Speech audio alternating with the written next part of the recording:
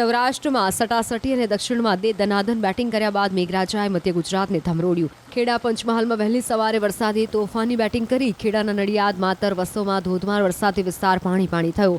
નડિયાદ શહેરમાં વહેલી સવારે ખાબકેલા અનરાધાર વરસાદના કારણે નીચાણવાળા વિસ્તારમાં પાણી ભરાવાની સમસ્યા સર્જાઈ. દાવા પ્રમાણે શહેરમાં 1 કલાકમાં 1 ઇંચ જેટલો વરસાદ પડ્યો. એકાએક આટલો વરસાદ વરસી જતા પાણી ભરાઈ ગયું. ઉપરાંત ગ્રામ્ય પંથકમાં પણ વરસાદ શરૂ થયો, જેના કારણે ડાંગર તથા શાકભાજીના પાકમાં વ્યાપક નુકસાનની આશંકા છે.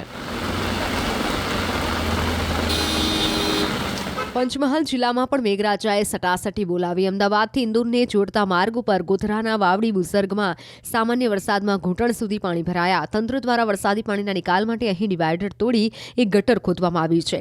જો કે આ ઊંડી ગટરમાં પાઇપલાઇન નાખવામાં આવી નથી કે ખોદકામ સ્થળે કોઈ સૂચક સાઇનબોર્ડ પણ નથી મૂકવામાં આવ્યું, જેથી પાણી વચ્ચે કરાયેલા ખાડામાં વાહન ચાલકો પટકાઈ રહ્યા છે.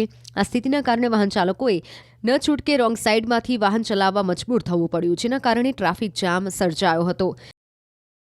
અમદાવાદ ઇન્દોર મુખ્ય હાઈવે છે જે ગોધરામાંથી પસાર થઈ રહ્યો છે. તેના હું આપને દ્રશ્યો બતાવીશ. આ ગોધરાના વાવડી બુજર્ગ પાસે આવેલો આ માર્ગ છે. આ માર્ગ ઉપર દર ચોમાસામાં આ રીતે પાણી ભરાઈ જતું આપ જોઈ શકો છો. પાણીના નિકાલ માટે તંત્ર દ્વારા જે ખોદકામ કરવામાં આવ્યું છે તેમાં જે રીતે ગાડીઓ પટકાઈ રહી છે, અહીંયા રાહદારીઓ છે તે પણ જોખમી રીતે પસાર થઈ રહ્યા છે. અહીં બાઇક સવારો પટકાઈ રહ્યા છે.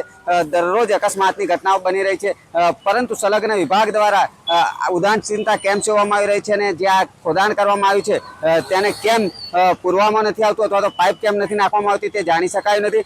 પરંતુ આપ જોઈ શકો છો બાઇક સવારો કેટલાક પરત જઈ રહ્યા છે.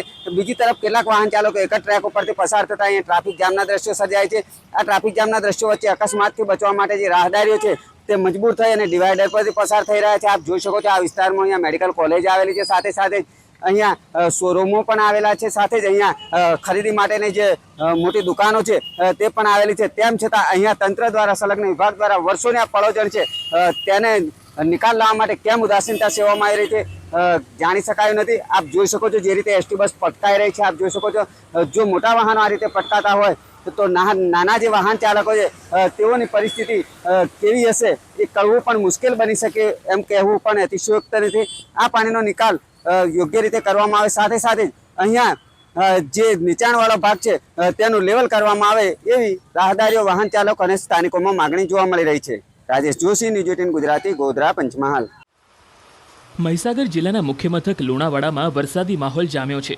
સંતરામપુર, કડાણા, ખાનપુર તેમજ વીરપુર તાલુકાના આસપાસના ગ્રામ્ય વિસ્તારોમાં વરસાદી માહોલ જામ્યો. જો કે વરસાદને પગલે 130 વર્ષ જૂના ઐતિહાસિક રવેડીના મેળાની મજા બગડી હતી. ઉલ્લેખનીય છે કે આ મેળો ઐતિહાસિક મહત્વ ધરાવે છે.